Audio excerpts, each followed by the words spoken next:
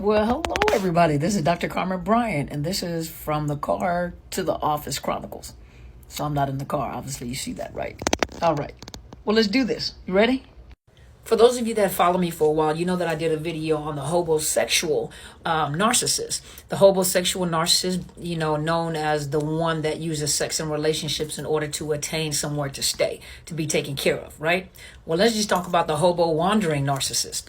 Now, you have to understand that each narcissist is still unique in their own way. You do have some that are extremely impoverished. You do have those that are extremely wealthy. One thing that you can say about a narcissist, though, is what is theirs. They don't like to share it. So you do have those that are extremely wealthy and are responsible when it comes to paying their bills, having somewhere to stay, investments, automobiles, clothes. They live the lifestyle. They have the money to do it, and they're able to do it. That lets you know that when you say that a narcissist, they just don't know any better. They just can't do any better. No, the things that the narcissists do is choices, just like anybody else. They make choices. They just have a personality disorder. Well, some of them make very bad choices. They have problems, with people. And then you have those that just jump from house to house. And some of them actually have money. They actually have finance.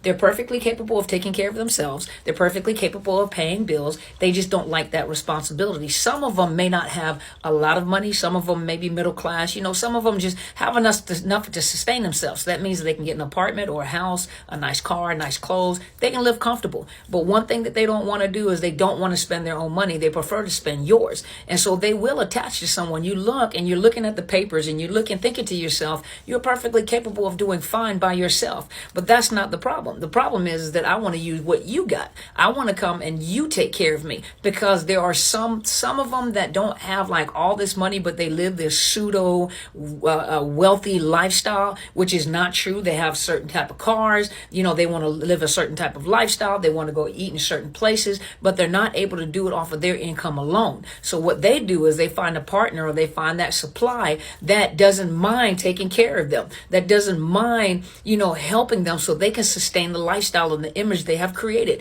And if you look, a lot of times they'll even say, if it wasn't for me, you wouldn't be driving this type of car. If it wasn't for me, you wouldn't be living this type of lifestyle. And then when you actually go and check your own bank accounts and everything, and you begin to look and like, wait a minute, either we were making the same amount of money, or wait a minute, I was the one doing all this. So all the credit that this narcissist is getting really is based off of the money that they're spending from your account. But a lot of them will also jump from people to people to people, because their taste for expensive things gets bigger, and they don't want to spend their money. They want you to sustain so they can use their money to keep up the image. And so you have these hobo narcissists that jump from place to place. So now let's get to part 2 of hobo wandering narcissist. Now, if you watch part 1, which I didn't say part 1 the first time, but if you watch part 1 about the hobo wandering narcissist, I talked about the different ones that have finances, but actually want to use your finances because they're trying to sustain this pseudo wealthy lifestyle that doesn't exist. Or they've created one, but they need your income in order to make sure that they have somewhere to stay so that they can live. When you look, you're the one that's really sustaining that one, and that narcissist, and they're using their money to sustain their image. Now, you have those that are very territorial. These are the narcissists that go from house to house to house, but they claim that territory as their own. So they'll come in and they'll dangle a carrot over your head saying that I will help you and I will help pay bills, but then they don't live up to that responsibility. They don't have any sense of accountability. They don't have any sense of responsibility. And when they get into your home, they actually, what they really did, take territory. They take your territory.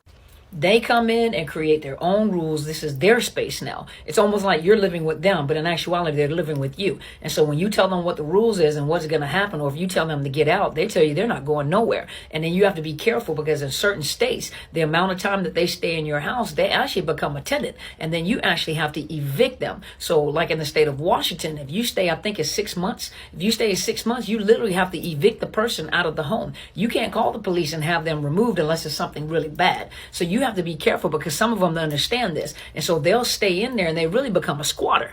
And what happens is you can't get rid of them. You can't even lock them out the door, because they can take you to court then.